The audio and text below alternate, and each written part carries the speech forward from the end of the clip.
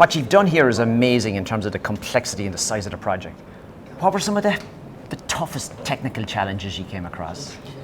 Project of this scale, when we are talking about a critical infrastructure with smart city challenges, obviously there were challenges. Not everything was bed of roses for us. We went through our own learnings, I would say, because we have integrated with a lot more systems which are non-Siemens than Siemens, if you look at, right, majority of the systems. Which is actually a key thing, right? Exactly. And here at EXPO, Siemens was not having any say in the procurement. EXPO procured the system of their choice based on the procurement process, which is fine.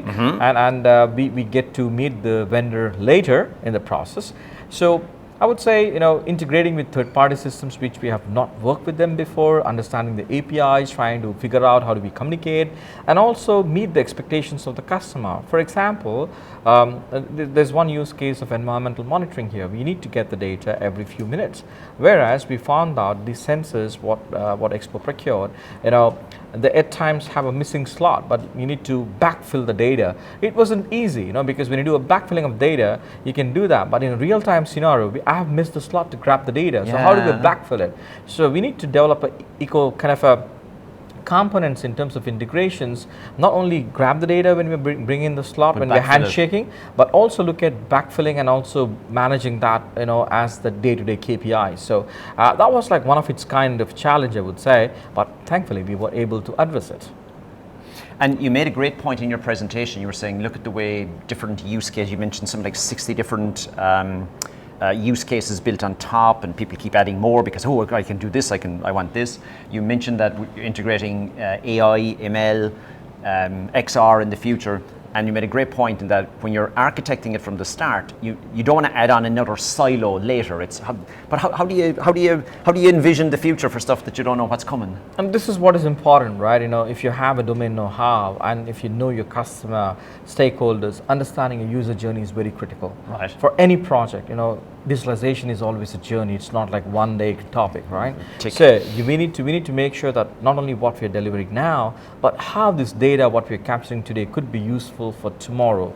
For example, AI, ML. When we started a journey, machine learning and artificial intelligence use cases were not on the table at all. But when we found we have a ton of data, we can create a lot more value with that. Yeah. What we have done at EXPO is we created 3 use cases. One is based on landmark detection using computer vision, landmark detection, right? We have trained 90 buildings where you can walk in a park and you're able to identify a building using your augmented reality app at edge. Not going to the cloud, at edge, right? Okay. It identifies the building by itself and says, I want the data for that building. That's one part. Second, we have developed something called energy forecasting model. Right. This is based on the deep learning, LSTM framework, what we have used. What it does is looking at different touch points, not only the data which is coming from the meters, but also other environmental factors, for example, people in the building and so on and so forth. It is making use of those as touch points and improving your predictability in terms of forecasting what could be in Middle East, HVAC is a big topic for us. We spend a lot of money in, I would say cooling, right? So we wanted to do that. And continuing with the same data, what we thought, predicting is good, but how about optimizing it? So what we did is we took it to the next level. We have used the reinforcement learning. That's a state-of-art thing. Not many data scientists would be able to do that today, right? What we're doing is we are able to not only predict and forecast, but also optimize. System, the model itself is going to do a recommendation. What should be the set point for the AHUs and FCUs so that you can reduce your HVAC energy consumption. You're not only reducing the HVAC energy consumption, you're saving $1 for yourself, what it is, you're reducing the carbon footprint, you're improving the asset efficiency. So AI with a purpose. Now, given the amount of time, effort, work you've been put into this in your team, last question, what's the weirdest thing you came across? There are quite a few, I would say. In a project like this, we would actually work with variety of people, variety of stakeholders. What was interesting is, EXPO got the top-notch consultants, right?